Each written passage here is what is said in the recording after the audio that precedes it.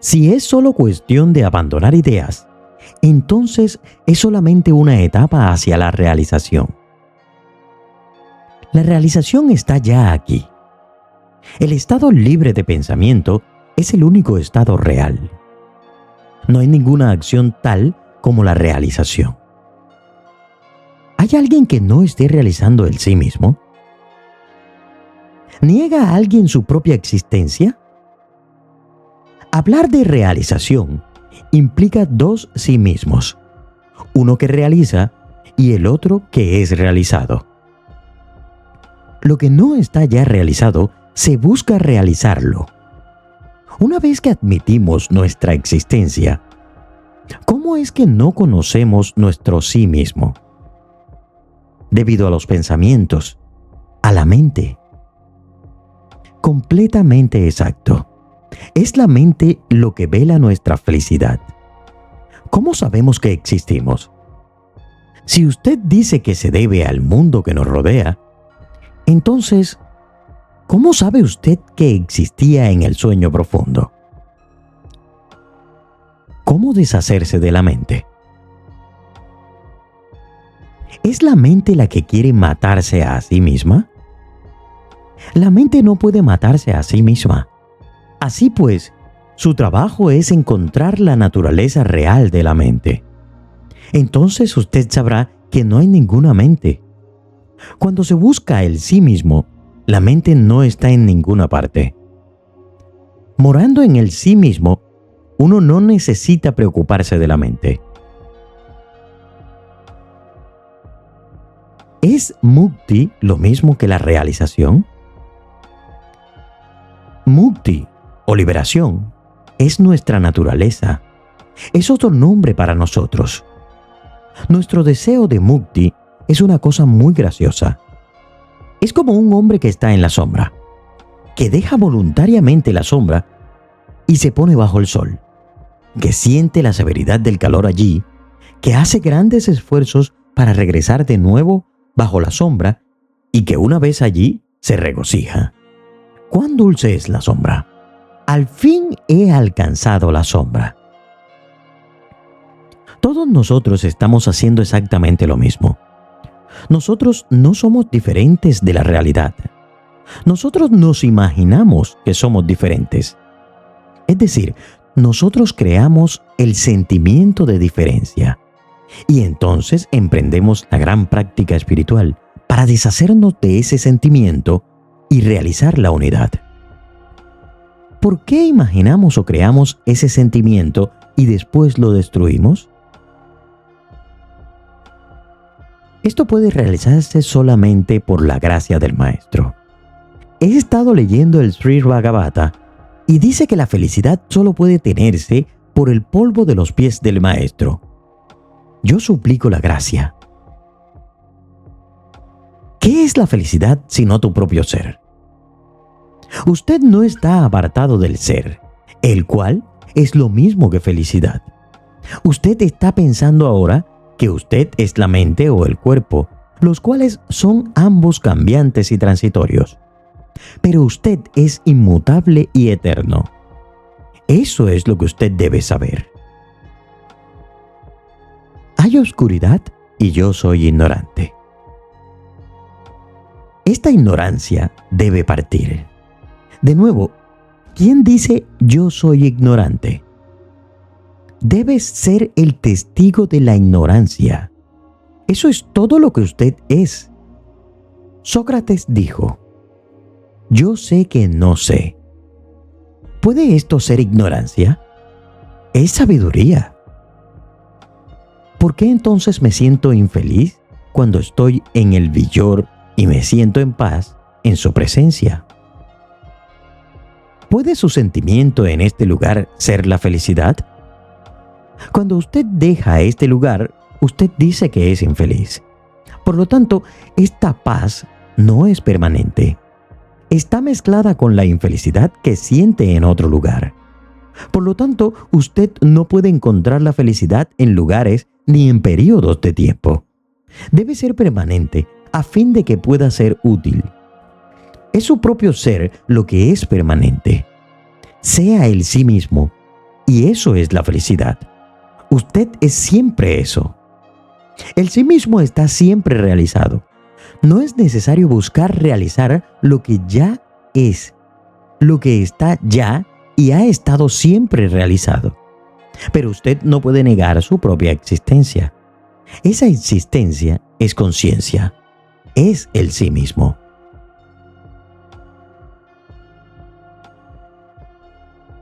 Al menos que usted exista, usted no puede hacer preguntas. Así pues, usted debe admitir su propia existencia. Esa existencia es el sí mismo. Está ya realizado. Por lo tanto, el esfuerzo por realizar resulta solamente de darse cuenta de su presente error. Usted no ha realizado su sí mismo. No hay ninguna realización nueva. El sí mismo deviene realizado. Eso tomará algunos años. ¿Por qué años? La idea del tiempo está solamente en su mente, no está en el sí mismo. No hay ningún tiempo para el sí mismo. El tiempo surge como una idea después de que surge el ego. Pero usted es el sí mismo más allá del tiempo y del espacio. Usted existe idéntico en la ausencia del tiempo y el espacio. Si fuera verdadero que usted lo realizará después, ello significa que usted no está realizado ahora. La ausencia de realización en el momento presente puede repetirse en cualquier momento en el futuro, pues el tiempo es infinito. Así pues, tal realización es impermanente. Pero eso no es verdadero. Es erróneo considerar la realización como impermanente. Es el estado eterno verdadero, el cual no puede cambiar. Sí, yo comprenderé en el curso del tiempo. Usted ya es eso. El tiempo y el espacio no pueden afectar al sí mismo. Ellos están en usted. E igualmente, todo lo que usted ve alrededor de usted está en usted. Hay una historia que ilustra este punto. Una señora tenía un precioso collar alrededor de su cuello. Una vez en su habitación lo olvidó y pensó que el collar se había perdido. Se llenó de ansiedad y buscó en su casa, pero no pudo encontrarlo. Preguntó a sus amigos y vecinos si sabían algo del collar. No sabían nada. Por último, un buen amigo suyo le dijo que sintiera el collar alrededor de su cuello. Ella encontró que había estado todo el tiempo alrededor de su cuello y fue feliz. Cuando los demás le preguntaron si había encontrado el collar, que se le había perdido, ella dijo, «Sí, lo he encontrado». Ella todavía sentía que había recuperado una joya perdida. Ahora bien, ¿había perdido la joya en absoluto? Estuvo todo el tiempo alrededor de su cuello. Pero juzgue sus sentimientos. Ella estaba tan feliz como si hubiera recuperado una joya perdida. Similarmente, en nuestro caso, nosotros imaginamos que realizaremos ese sí mismo alguna vez, mientras que jamás somos nada excepto el sí mismo. Debe haber algo que yo pueda hacer para alcanzar este estado. La concepción de que hay una meta y una vía que conduce a ella es errónea. Nosotros somos la meta o la paz siempre. Deshacerse de la noción de que no somos la paz es todo lo que se requiere. Todos los libros dicen que la guía de un gurú es necesaria. El gurú dirá solamente lo que yo estoy diciendo ahora. Él no le dará a usted nada que ya no tenga. Es imposible que alguien obtenga lo que no tiene ya. Inclusive si obtiene alguna cosa tal, se irá como vino. Todo lo que viene se irá. Solo quedará lo que siempre es. El gurú no puede darle a usted nada nuevo que usted no tenga ya. La supresión de la noción de que usted no ha realizado el sí mismo es todo lo que se requiere. Nosotros somos siempre el sí mismo, solamente que no lo realizamos.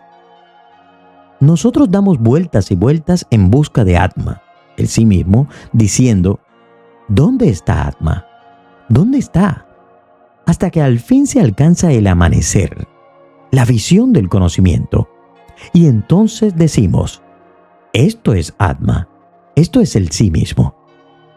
Debemos adquirir esa visión. Una vez que se alcanza esa visión, no habrá ningún apego, aunque uno se mezcle con el mundo y se mueva con él. Una vez que usted se pone los zapatos en los pies, no sentirá el dolor de caminar sobre montones de piedras en el camino. Usted camina sin temor ni cuidado, inclusive si hay montañas en el camino. De la misma manera, todo será natural para aquellos que han alcanzado la visión del conocimiento. ¿Qué hay aparte del propio sí mismo de uno? El estado natural puede ser conocido solamente después de que toda esta visión natural surge. Pero, ¿cómo va a sumergirse uno? Si la mente se sumerge, la totalidad del mundo se sumerge. La mente es la causa de todo esto. Si esto se sumerge, el estado natural se presenta por sí solo. El sí mismo se proclama en todo instante. Yo. Es autoluminoso. Está aquí. Todo es eso. Nosotros somos eso solamente. Siendo en ello, ¿por qué buscarlo? Los antiguos decían, haciendo que la visión se absorba en llana, uno ve el mundo como Brahman. He visto a Dios.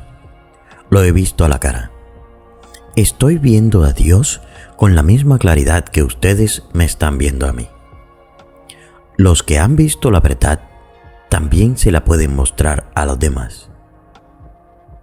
En estas revelaciones directas no hay cabida para la duda. Estas fueron las palabras repletas de gracia pronunciadas por Ramana Maharshi. Con sus visiones divinas reveló que es posible tomar conciencia del ser mediante la gracia de los grandes seres. Cuando vino al mundo en el sur de la India, al final de ese mismo siglo, Bhagavan Sri Ramana, que relució como el sol del ser y esparció su gracia por todo el mundo, fue un paso más allá en sus pronunciamientos que Sri Ramakrishna, al enseñar que no existe un Dios distinto de la persona que lo ve, que no existe un individuo que no es consciente de su propia existencia, sino que el ser de uno mismo es el ser de Dios, y que ese ser es tanto el ser como Dios. Bhagavan resumió estas ideas al proclamar la divinidad de la naturaleza humana en los siguientes términos. No existe nadie que no haya visto a Dios. Ver a Dios es algo muy natural para todos. La ignorancia no es más que no ser conscientes de la verdad de esta experiencia natural del ser. Dado que el conocimiento erróneo es tan solo ego, que es apego al cuerpo, la pérdida del ego consiste en sí misma en alcanzar a Dios. Conocerse a uno mismo es conocer a Dios, y conocer a Dios es ser Dios. Puesto que tomar conciencia del ser es lo mismo que tomar conciencia de Dios. El ser y Dios no son dos cosas distintas. Todo esto lo confirmó Bhagavan al escribir los versos 24 y 25 del Upanishad. Escuchémoslos. Verso 24. Dada la naturaleza de ambos, Dios y el alma son única sustancia. Lo único distinto es su conocimiento adjunto. Verso 25. Conocerse uno mismo, una vez despojado de los conocimientos adjuntos, implica conocer a Dios, porque Dios es el resplandor del ser en uno mismo.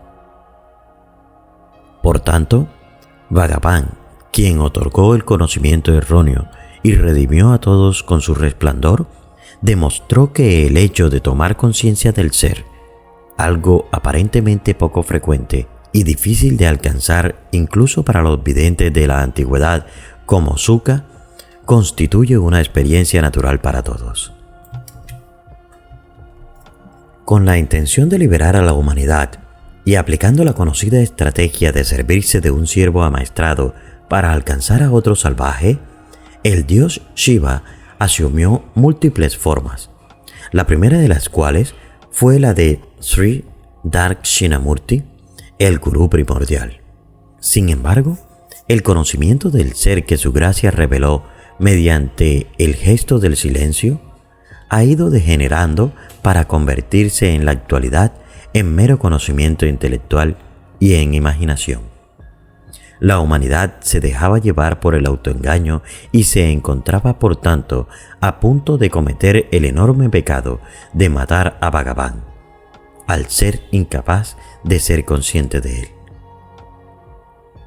Al percatarse de la gravedad de esta situación, Sri Dakshinamurti en persona se manifestó en la forma de Sri Maharshi y mediante su propia experiencia reveló que el silencio constituye el significado de los Mahavakyas. Para aquellos devotos que se quejaban de que a pesar de que tenían mucho tiempo con él, eran incapaces de tener una experiencia palpable de su gracia, Sri Bhagavan tenía las siguientes palabras llenas de gracia. Bhagavan siempre está otorgando gracia. La ignorancia no es más que considerar irreal lo real, irreal lo irreal. Cada uno de ustedes resplandece de forma permanente y natural, y en forma de yo. ¿Es que Bhagavan existe como algo distinto de esa conciencia verdadera? Lo que produce la aparente existencia de dos entidades distintas, tú y yo, es el apego al cuerpo. Si al entrar en nuestra atención en el ser, conseguimos que ese apego al cuerpo se transforme en conciencia del ser, y si de esa manera nos damos cuenta de que la realidad no es más que una, entonces, ¿qué sentido tiene hablar de tú y de yo? La gracia del gurú es permanecer en el silencio una vez que se ha tomado conciencia de la verdad tal y como es. Con frecuencia, después de explicar de esta forma cuál es la verdadera naturaleza del ser humano, Bhagavan se quedaba en silencio con la mirada fija para demostrar la autenticidad de su afirmación.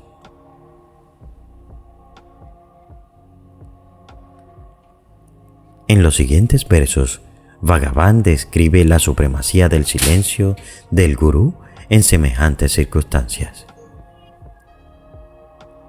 Gurú, Señor Jnana, el poder de la ilimitada grandeza del ser es el silencio supremo que echa por tierra los inútiles argumentos de aquellos que tienen la mácula del espejismo de los deseos mundanos. Sin matar al cuerpo, pero matando con su mirada al ego que adopta la pose de tener una existencia real, el gurú pone en evidencia instantáneamente la inexistencia de todas las irrealidades y revela con lo único que existe realmente el esplendor del Ser Supremo y único. Resulta imposible contemplar la divina danza del conocimiento del ser en el corazón hasta que la danza de esa mente rebelde sucumba al divino poder de la espada del auténtico conocimiento que enarbora ese gran héroe, el Sadgurú, que ya ha decapitado a su propio fantasma, la mente. Bhagavan nunca le inculcaba una disciplina a nadie. Por naturaleza, su intuición consistía en practicar él mismo todas las disciplinas de conducta que le imponía a los buscadores espirituales. Sin embargo, nunca permitió que los que confiaban plenamente en él se excedieran. Los corregía en privado con amabilidad. De hecho, algunas personas se quejaban de que Bhagavan nunca reprendía en público las conductas deficientes de algunos de sus devotos. Al percatarse de la desesperación de una de estas personas, Bhagavan reveló su punto de vista al respecto con las siguientes palabras: ¿quién debe corregir a quién? ¿No es el Señor el único que tiene la autoridad para corregir a todo el mundo? Lo único que puede hacer cada cual es corregirse a sí mismo. Eso, en realidad, es corregir a los demás. El Ser Supremo, al que grandes encarnaciones como Krishna, Buda, Jesús y Mahoma se han referido siempre en tercera persona, es decir, él, ella o ello, en lugar de utilizar el pronombre yo, es ahora revelado por Ramana Maharshi en primera persona mediante las siguientes explicaciones. La auténtica naturaleza del hombre es conciencia. En su estado natural, el hombre no es consciente de nada. ¿Por qué? Porque solo existe algo cuya naturaleza es conciencia de existencia. Y como eso es el estado natural del hombre, en ese espacio supremo de conciencia, completo en sí mismo y no dual, no hay cabida para dualidades ni trinidades. Por ello, la ciencia del ser no es más que el hecho de que el hombre reconozca que su auténtica naturaleza es puramente existencia-conciencia, dicha autoconciencia del ser, que no tiene limitaciones y además de la cual no puede existir nada más. Se describe en términos de conocimiento-visión y de autoconocimiento del ser. Al tiempo que el Ser Supremo se lo califica de pleno y que las características de dicha plenitud son ausencia de dualidades y compartimentaciones, en el estado del Ser Supremo se sabe que en la verdad absoluta no existe la aparente trinidad constituida por el proceso de ver, el sujeto que ve y el objeto visto, sino que es algo que solo se produce como fruto de la imaginación. Si quieres apoyar con el sostenimiento del canal, puedes hacerlo de dos maneras. La primera es a través de nuestro link de afiliados de Amazon, donde al comprar cualquier producto, tú pagas lo mismo, pero nosotros recibimos una pequeña comisión que nos ayuda a seguir creando contenido. Y la segunda es mediante donaciones directas por PayPal, que serán muy bien dirigidas para apoyar con el sostenimiento del canal. Ambos enlaces los encontrarás en la descripción del video. Gracias por tu apoyo y nos vemos en el silencio.